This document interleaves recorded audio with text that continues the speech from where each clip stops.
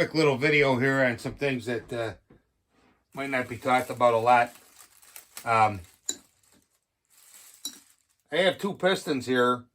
This is the one that came out of the saw, and this is a brand new Meteor piston.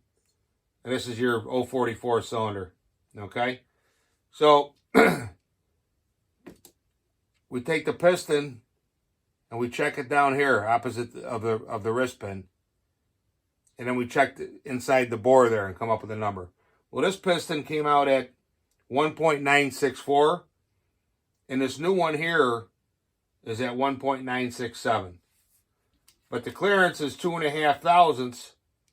Over here, the clearance is 5.5 thousandths.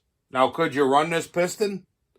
You could. You could clean it up and put a new bore, or excuse me, new pair of rings on there, and work on the bore a little bit.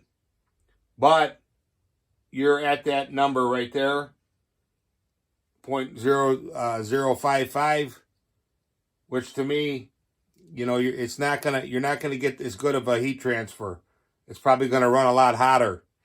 I mean, if you get that much life out of a piston, and this may be or may not be the original piston, I would say it is. You know, if you got 30 years out of the piston, you got your money's worth. But you take a look at these two pistons here. Compare them a little bit here. This is the OEM. And there's your Meteor. Pretty similar.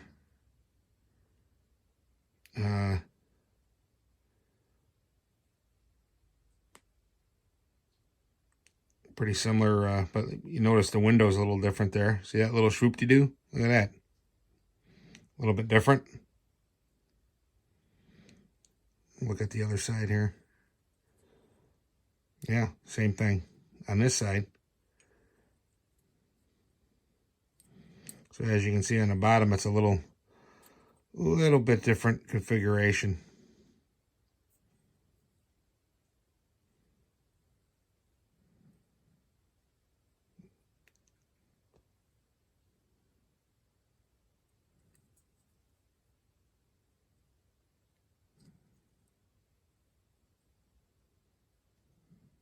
You can see you got a little bit of darkness in there, but hey, what do you expect?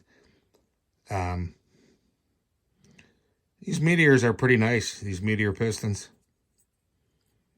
Definitely a nice looking product. And you can see the machine marks on there. Now, if this thing was running Motomix, you know, this thing could run for 3,000-4,000 hours, 5,000 hours. And that's the other thing, too, you know, and I'm just going to make one more comment about fuel.